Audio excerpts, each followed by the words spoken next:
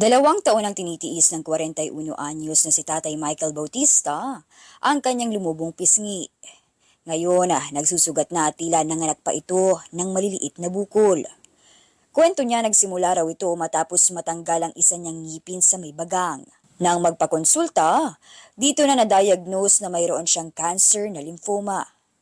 Hirap po kami ngayon sa buhay, lalo na ako sa panansyan. Madalas ang sumasakit ang tuhod ko, pisngi ko, doon sa loob ng ngipin ko. Ayon kay Dr. J.C. Jacinto, isang oncologist, hindi pa tukoy kung ano ang nagdudulot ng lymphoma. Pero may risk factors na maaaring magpataas sa tsansang magkaroon nito. Tulad ng pagkakaroon ng infection, mahinang immune system, exposure sa chemical at radiation, pagiging obese, paninigarilyo at maaaring nasa lahi rin o namana. Hindi nagkukos ng lymphoma yung pagsira ng ngipin or yung pagpapabunot niya. Maaaring may ibang cause. Nangyari lang dahil doon sa area na yon, doon nabuo or nag-deposit yung mga abnormal cells. Ang naging end result noon, nagkaroon ng problema sa ngipin. May mga sintomas din na hindi dapat daw ipagsawalang bahala. Tulad ng biglang pagkakaroon ng painless na bukol, pamamaga sa ilang parte ng katawan, lagnat, pagbaba ng timbang, pagpapawis sa gabi, at mabilis na pagkapagod. Sa kaso ni Tatay Michael, bukod sa bukol sa muka, problema niya rin ang hirap sa paglakad dahil sa namamagang paa at tuhod.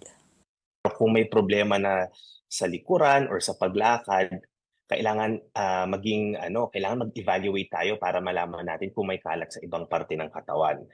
May 5 anak si Tatay Michael, pero dahil sa sitwasyon, hindi na siya makapagbanat ng buto. At tanging ang manugang niyang si Aljay ang bumubuhay sa kanila.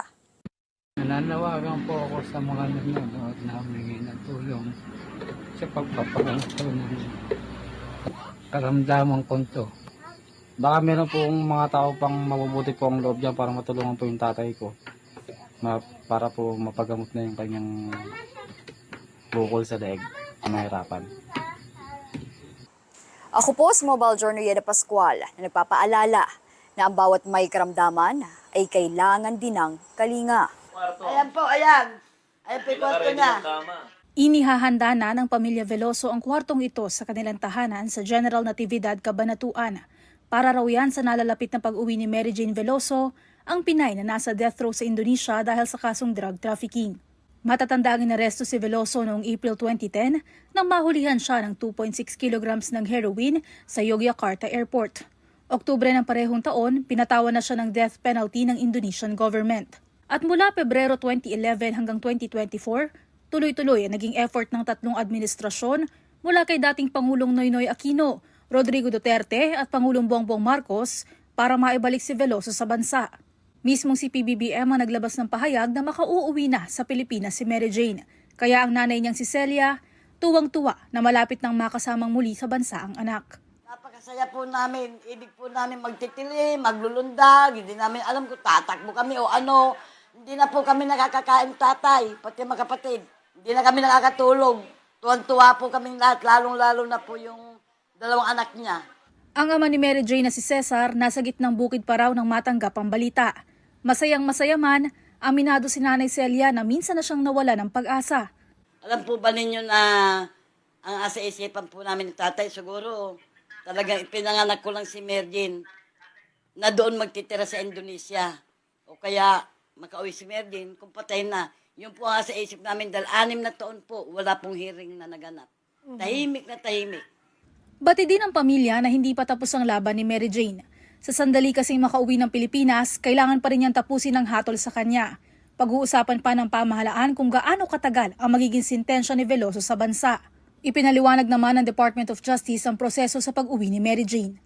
The process that we had to go through, as also mentioned by Yusek De Vega, was the Indonesian government asked or requested that the Department of Justice, through the Secretary, write a letter of request requesting for the transfer or repatriation of Ms. Mary Jane Veloso back to the Philippines, which we have already accomplished. Sa ngayon, hinihintay pa ng pamahalaan ng formal answer o sagot ng Indonesia sa request. Pero para kay PBBM, umaasa ito na mangyayari yan bago magpasko.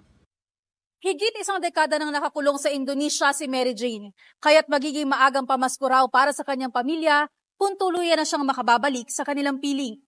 Mobile Journal Julie Baiza po, hatid ang mukha ng balita. 800 pesos ang binayaran ng lalaking ito para sa in-order online na dashcam.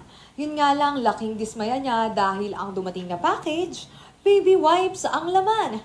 Ang siste, hindi lang siya ang nabiktima ng ganitong modus. Baby wipes din kasi ang ipinadala sa customer na si Rex Lauron, matapos umorder ng speaker na may microphone sa isang online shop. 600 pesos pa naman ang binayaran niya para rito. Madalas daw na madali ng ganitong scam ang mga umo-order ng gadgets online. Isa na riyan si Cholo Telan na earphones naman ang binili. Base sa shop na pinag-orderan niya, manggagaling pa raw ito sa abroad. Tapos yun, ang mahal ng binayad ko, around mga 700, gano'n. Tapos, mating baby wipes, parang nagulat ulit. Tapos ako, parang nanginayang ako, bakit gano'n? Parang nagbayad ako ng sa sarili kong budget, tapos baby wipes dumating. Isa pa sa mga naging problema ni Cholo, mas mahihirapan siya sa pagbawi ng perang nawala dahil sa automatic linking ng kanyang online payment. Kaya abiso niya sa iba pang mga o-order online. So advice ko talaga sa mga nag-online shopping is to cash on delivery na lang, di ba? Para hindi rin nasasayang pera niyo, para alam niyo kung saan napupunta talaga yung pera. Talamak na ang scams ngayong panahon. Kaya naman ingat-ingat sa pag-online shopping. Dahil baka ang regalo mo sa Pasko, maging baby wipes na pamunas ng luha mo. Mobile Journal, Amy Atienza po, hatid ang muka ng balita.